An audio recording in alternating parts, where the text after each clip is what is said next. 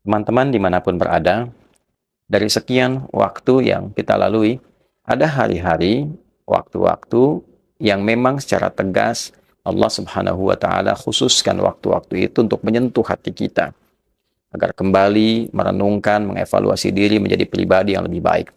Di antara sekian waktu itu, ada yang dikenal dengan bulan-bulan terhormat, bulan-bulan hurum. Ada 4 bulan dimaksud, dan keempatnya disatukan dalam informasi secara umum di Quran surah ke-9 ayat 36. At-Taubah ayat ke-36. Sungguh jumlah bilangan bulan yang ditetapkan oleh Allah sejak mencipta langit dan bumi yang mengiringi kehidupan itu ada 12 bulan. Setahun 12 bulan. Dari 12 bulan itu ada 4 bulan terhormat.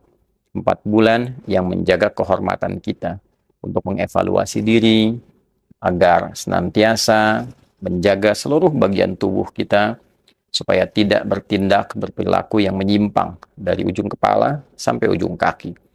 Maka khususnya di 4 bulan ini ada ketentuan agama yang lurus, ada ketentuan syariat yang benar, yang menyentuh kedalaman kolbu kita untuk mengevaluasi.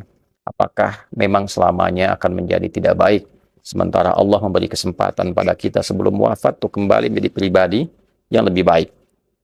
Maka 4 ini dijelaskan oleh Nabi. Thalathah mutawaliyat, 3 bulan itu perangkai berurutan, yaitu bulan ke-11 Dzulqa'dah, bulan ke-12 Dzulhijjah, dan bulan yang pertama Al-Muharram. Lalu baru yang keempat adalah Rajab Mudhar, bulan yang ke-7 itu. Sekarang kita berada dalam rangkaian bulan terhormat itu, bulan Al-Muharram, yang mengawali penanggalan di tahun Hijriyah, tahun untuk komitmen berubah pada yang lebih baik, ditandai dengan Al-Muharram, waktunya berusaha mengevaluasi, meninggalkan segala yang dilarang oleh Allah Subhanahu wa Ta'ala. Di antara amalan kita untuk bertekad meninggalkan yang dilarang itu bisa kita tempuh dengan menunaikan ibadah puasa. Karena di antara hikmah puasa itu adalah upaya untuk melatih diri kita agar mampu mengendalikan nafsu, sumber yang senantiasa dieksplorasi dan dieksploitasi oleh setan untuk berbuat tindakan-tindakan menyimpang. Dengan puasa, kita berusaha kendalikan. Dengan puasa, kita berusaha arahkan pada hal yang lebih baik. Di antara penanggalan di bulan Al-Muharram itu, ada hari-hari tertentu yang ditekankan sunnahnya oleh Nabi Sallallahu Alaihi Wasallam. Di antaranya, informasi yang didokumentasikan oleh Al-Imam Al-Bukhari dan Al-Imam Muslim, yang tersambung sanadnya bahkan kepada Sayyidah Aisyah Ummul Mukminin radhiyallahu taala anha, istri Nabi mulia Sayyidah Aisyah, ibunda kita insan beriman. Beliau menyampaikan informasi yang tersambung pada Nabi Sallallahu Alaihi Wasallam, yang kawak informasi ini pun dikuatkan diantaranya oleh sahabat Ibnu Abbas radhiyallahu taala anhuma, bahwa Nabi Sallallahu Alaihi Wasallam saat tiba di Yathrib atau Al-Madinah Al-Munawwarah melihat orang-orang Yahudi menunaikan puasa. Lalu beliau mengkonfirmasi puasa apa yang dikerjakan. Mereka mengatakan ini adalah puasa yang ditunaikan sebagai bentuk syukur atas terbebasnya, diselamatkannya Nabi Musa alaihissalam dari kejaran Fir'aun, musuh Allah Subhanahu wa Ta'ala. Maka Nabi memberikan komentar, wa ana ahaqqu bi Musa, dan saya lebih berhak dengan Musa dibandingkan dengan kalian. Maka Nabi menunaikan puasa dan meminta kepada sahabatnya, umatnya untuk menunaikan puasa.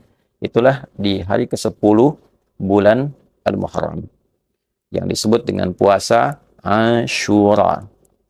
Ternyata di tanggal 10 Al-Muharram ini, menurut penelusuran beberapa ahli sejarah, para ulama juga menemukan satu informasi bahwa Nabi Adam alaihissalam ketika turun ke bumi, ketika menerima dari Allah satu kalimat evaluasi, kalimat tobat, kalimat yang dibimbingkan untuk anak cucunya kembali pada jalan yang benar, itu pun terjadi pada 10 Al-Muharram. Kalimat yang sangat viral, bahkan dicantumkan dalam satu firman Allah di Quran surah Al-A'raf itu, Rabbana zalamna anfusana wa illam taghfir lana wa tarhamna lanakunanna minal khasirin.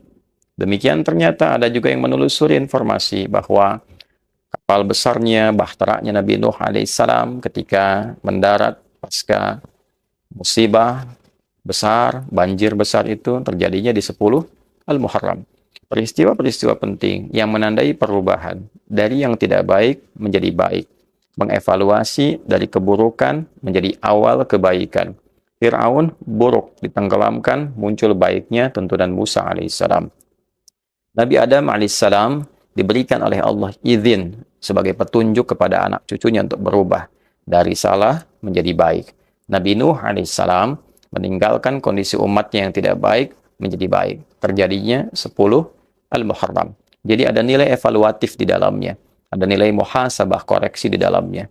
Untuk itulah ketika menunaikan puasa di hari ke-10 di bulan Al-Muharram ini, bahkan Nabi pernah berkomentar. Yang komentar Nabi ini, sabda beliau ini, didokumentasikan dan diteruskan oleh sahabat Abu Qatadah radhiyallahu taala anhu, yang kelak disampaikan juga ke kita dan didokumentasikan oleh Al-Imam Muslim dalam kitab sahihnya. Saat Nabi SAW menyampaikan bahwa puasa di 10 Al-Muharram itu, puasa Asyura itu, anni ahtasibu ala Allah, aku berharap di antara pahalanya dari Allah Subhanahu wa taala, yukaffirus sanah allati qablahu, bisa menggugurkan dosa-dosa setahun yang telah berlalu. Ditafsirkan oleh para ulama, yang dimaksud setahun berlalu itu adalah dosa-dosa kecil. Malam takunil kabair, sepanjang bukan yang besar, yang diiringi dengan taubat. Maksudnya, saat menunaikan puasa itu, maka yang kecil-kecil otomatis diampuni. Bila bertobat dalam menunaikan puasa itu, yang besar pun digugurkan. Jadi puasa ini begitu bernilai.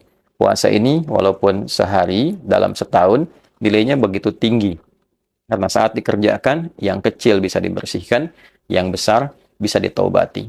Untuk itu teman-teman, esok hari, bagi yang menilai bahwa hari Ahad yang telah lalu adalah tanggal 1, maka esok hari, hari Selasa, sudah masuk 10 Al-Muharram. Bagi yang menetapkan Seninnya tanggal 1, maka besoknya 9.